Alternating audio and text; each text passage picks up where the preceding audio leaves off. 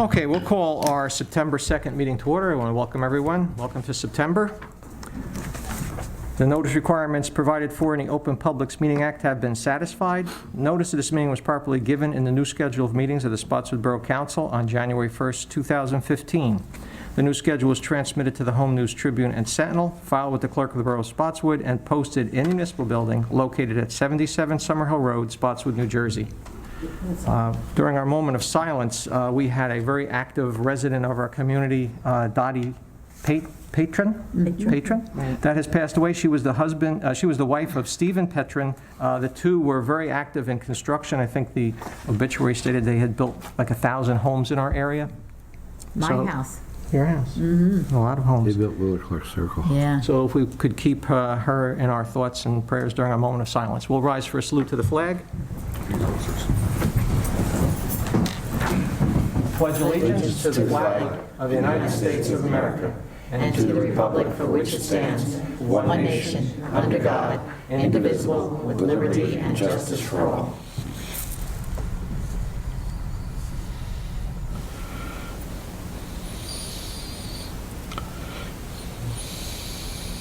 Thank you. Councilman Seeley? Here. Councilwoman Rhodes? Here. Councilman Ritchie? Here. Councilman Service? Here. President Stolen? Here. Mayor Polisano? Mayor Pelzino. I'm going to read a memorandum that the council was received on August 29th. Due to medical reasons from an injury on borough property, I am appointing Dawn McDonald, Business Administrator, to the position of Acting Mayor. This appointment is effective immediately and will continue until further notice. Okay. Okay, tonight we have two sets of minutes. The first set is August 10th, 2015, regular minutes. Make a motion, we move the minutes? Second. Councilman Seeley? Yes. Councilwoman Rhodes? Yes. Councilman Ritchie? Yes. Councilman Service? Yes. Council President Stolen? Yes. Our second set is August 11th, 2015, EMS building minutes. Make a motion to move them? Second. Councilman Seeley? Yes. Councilwoman Rhodes? Yes. Councilman Ritchie? Yes. Councilman Service? Yes. Council President Stolen? Yes. We have an ordinance on second reading, ordinance 08-2015. Ordinance 08-2015 was posted in the Spotswood Municipal Building on August 11, 2015, and advertised in full in the Home News Tribune on August 13th. Public hearing was set for September 2nd, 2015. An ordinance of the Borough of Spotswood, County of Middlesex, State of New Jersey, establishing traffic control standards and requirements for the construction and road repairs in the Borough of Spotswood. Entertain a motion to open this for a public hearing. Second. Motion. Councilman- Sorry. Councilman Seeley? Yes. Councilwoman Rhodes? Yes. Councilman Ritchie? Yes. Councilman Service? Yes. Council President Stolen? Yes. This ordinance has been recommended by Chief Zarrow, our police department, and it's going to institute controls for contractors opening roads and for safety's sake, instituting traffic controls and guaranteeing that the roads are properly repaired once that's done. Anyone have any questions on this ordinance? Make a motion, we close the public portion? Second. Councilman Seeley? Yes. Councilwoman Rhodes? Yes. Councilman Ritchie? Yes. Councilman Service? Yes. Council President Stolen? Yes. I make a motion this ordinance be passed on second reading and publish it according to law. Second. Councilman Seeley? Yes. Councilwoman Rhodes? Yes. Councilman Ritchie? Yes. Councilman Service? Yes. Council President Stolen? Yes. We have another ordinance on second reading, ordinance 09-2015, was posted in the Spotswood Municipal Building on August 11, 2015, and advertised in full in the Home News Tribune on August 13th. Public hearing was set for September 2nd. Bond ordinance providing for various capital improvements and acquisition of various capital equipment, appropriating $300,000 therefore, and authorizing the issuance of $285,000 bonds and notes to finance a portion of the cost thereof, authorized in and by the Borough of Spotswood in the County of Middlesex, New Jersey. Any other motion? Motion open? Make a motion to open? Second. Councilman Seeley? Yes. Councilman Rhodes? Yes. Councilman Ritchie. Yes. Councilman Service. Yes. Council President Stolen. Yes. This ordinance is to fund some capital improvements, includes a new phone system for the borough, some police vehicles, and some park improvements. Does anyone have any questions on this ordinance? Make a motion, we close the public portion? Second. Councilman Seeley. Yes. Councilwoman Rhodes. Yes. Councilman Ritchie. Yes. Councilman Service. Yes. Council President Stolen. Yes, I make a motion we pass this ordinance on second reading and publish it according to law. Second. Councilman Seeley. Yes. Councilwoman Rhodes. Yes. Councilman Ritchie. Yes. Councilman Service. Yes. Council President Stolen. Yes. We have an ordinance on first reading. Public hearing is set for September 21st, 2015. Ordinance 10-2015.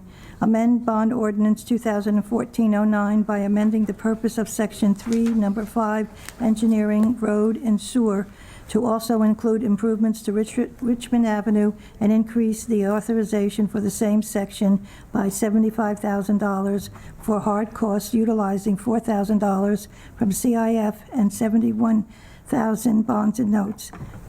The established cost of Section 3, Number 5, would be $635,000 bonds and notes and $53,400 grants and trusts. I make a motion that we pass this ordinance on first reading, set a public hearing for September 21st, and advertise it according to law. Second. Go ahead, March. Councilman Seeley. Yes. Councilwoman Rhodes. Yes. Councilman Ritchie. Yes. Councilman Service. Yes. Council President Stolen. Yes. We have resolutions under consent agenda. They're spread out on a table if anyone wants a copy.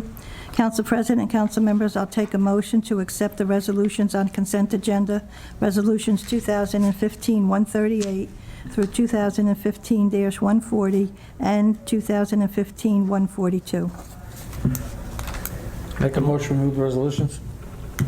Second. Councilman Seeley. Yes. Councilwoman Rhodes. Yes. Councilman Ritchie.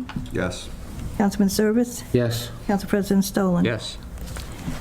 We have a resolution authorizing, it's Resolution 2015-41, which is requesting a credit be given to a certain account called Spotswood Professional Services, and council should authorize the payment of this, actually, authorize the credit for this account. It's in the amount of $399. Make a motion we approve the resolution? Second.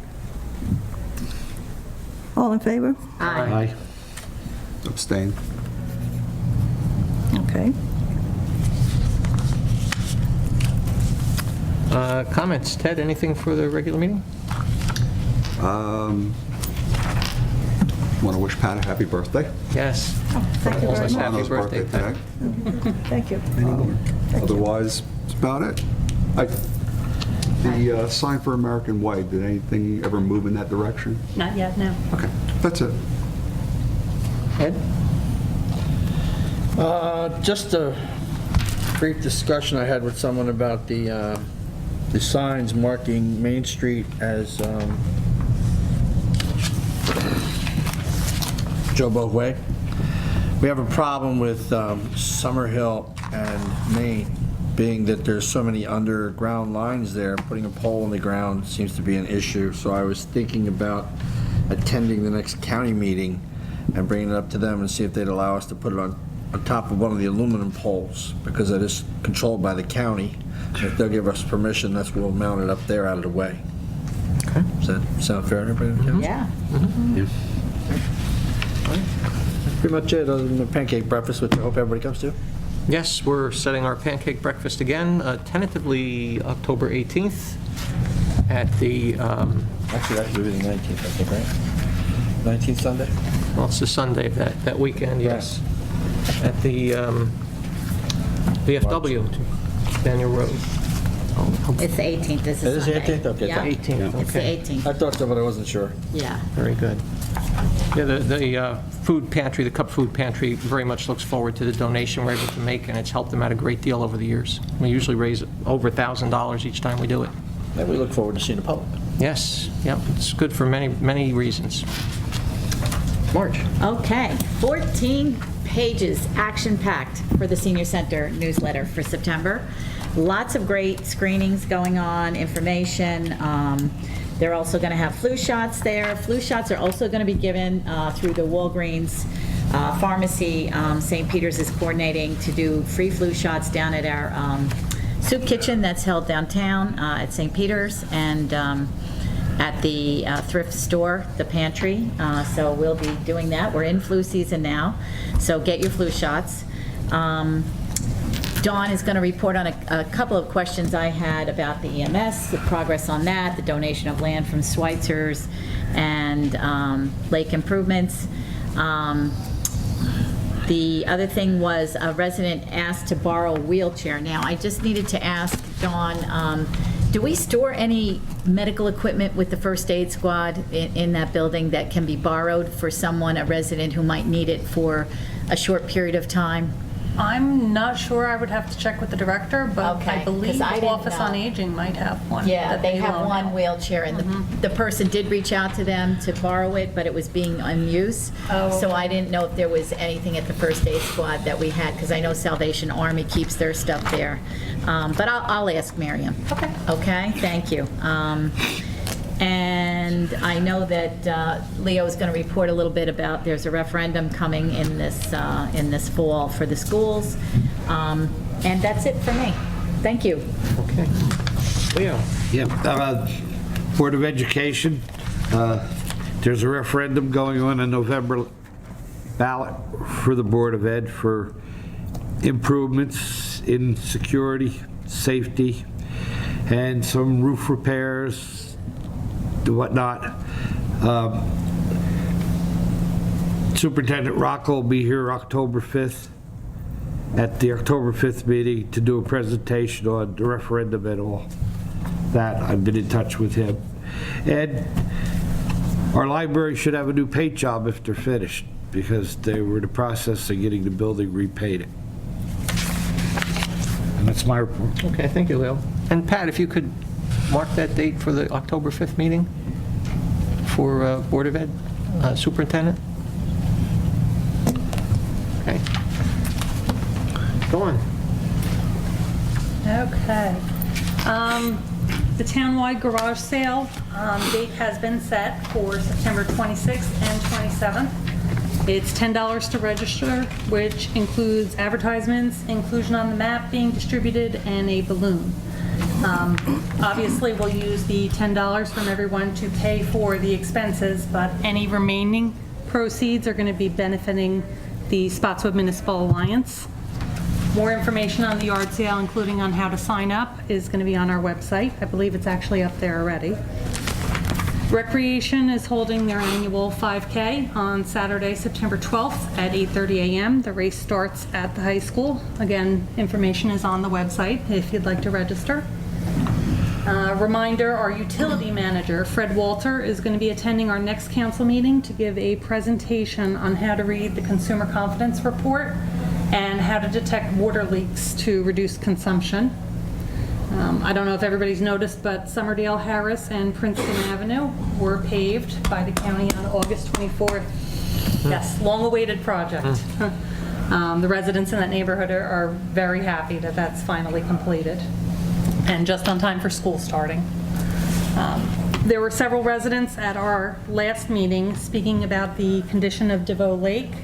I've been in touch with Middlesex County Office of Planning regarding the 319 funding for Manalapan Brook Watershed Protection Grant. I was advised that dredging DeVoe Lake is noted in the plan, however, it's not listed in great detail. There are 6 other projects already included in the first round of funding. They suggested that perhaps DeVoe Lake could be included in a future round of grant requests, and that the county will also continue to search for any type of funding mechanisms available to Spotswood to improve the lake. Do you have any idea what the other 6 are? No, I don't, but I am planning on attending the Water Resources Association meeting where I should be able to obtain that information. Okay, thank you.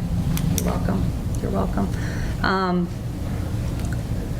The other resident that had attended the meeting with some great ideas was Paul Rasmussen. And I am planning a meeting with Bruce Koch, John Mayer, and myself for next week to go over some of those ideas. Oh, you want me to repeat that as well? Yeah. EMS has changed from 3 8-hour shifts to 2 12-hour shifts. We've had some problems with scheduling and filling shifts and such. The change in schedule was actually suggested by existing staff in order to accommodate scheduling issues and keep the hours under 30 hours a week. They also thought it would be more conducive for the staff to come in for 2 12-hour shifts as opposed to 3 8s. So we're going to evaluate it for September, see how it's working, and decide if it's going to be a permanent change. Do you want me to do the rest of the EMS stuff as well? Sure. I spoke to the plant manager at SWM. They have assured me that they are still committed to donating property at East Spotswood Park and the vacant property across the street that was previously proposed for EMS. They have asked me to have our borough attorney contact their attorney so that they can continue to go forward with the necessary documents. A revised proposal was received by the architect today also for the EMS building on DeVoe Avenue. I forwarded it to Council President to review. Again, I just received it today, so. I'll forward that to everybody. Great. It's similar, it's the figure that were told when we were doing our estimates between a new build or a rebuild. It's the same dollar figure, but just lays out all the details. Right. And it includes the structural engineering evaluation suggestions. Great. I think, unless you have any other questions. Thank you, Dawn. You're welcome. If there's no other comments, we can entertain a motion to open to the public. Motion to open to the public. Second. All in favor? Aye. Any comments and questions in general? We just ask you to come up to the podium, state your name and address for the record.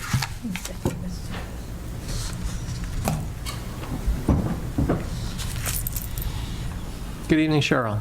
Good evening, everyone. Good evening. On the ordinances, I have stated before that I get to the microphone and I cough. Okay, we'll start all over. I've stated before that I'm always in favor of whatever the police need in way of monies for the police, that I'm very much in favor of that. And with the ordinances, this is for what the police are looking for and all of that. Okay, now it says on the ordinance 08-2015, violations and penalties, you pay a fine, you go to jail. I have noticed on the police website when they say, this is what activity has been. This one looked to avoid arrest. There was, that they're not looking to be arrested. There was a problem. And another one is driving without a license, a suspended license, and still they're driving. What can we do to make sure that violations and penalties that the court rules, you can't drive with a suspended license, don't look to scuffle around, avoiding arrest? I'm not a lawyer, but the law is, we're voting on this, and we're looking to help the police, and the police are running into difficulties totally outside of the framework of what the issue is. If there's a law, if there's a penalty, then the culprit has to be held accountable. Cheryl, the police certainly, Yeah. in the past week, and actually I meant during our moment of silence to remember the many officers that have been gunned down in our country the past week. It's a terrible situation. The police have a tremendous job ahead of them, balancing doing their police work and maintaining the respect that they deserve from the community. This ordinance that you mentioned is really just about traffic control during utility work. So it really doesn't involve that. With our officers, believe me, we have a very active department. We have always had great results from their police work detecting drunk drivers, and we have no problem sustaining the tickets they usually issue. So that's not a problem. Okay, because the law is such and such, and it's very upsetting to hear that there are so many culprits out there causing all these problems.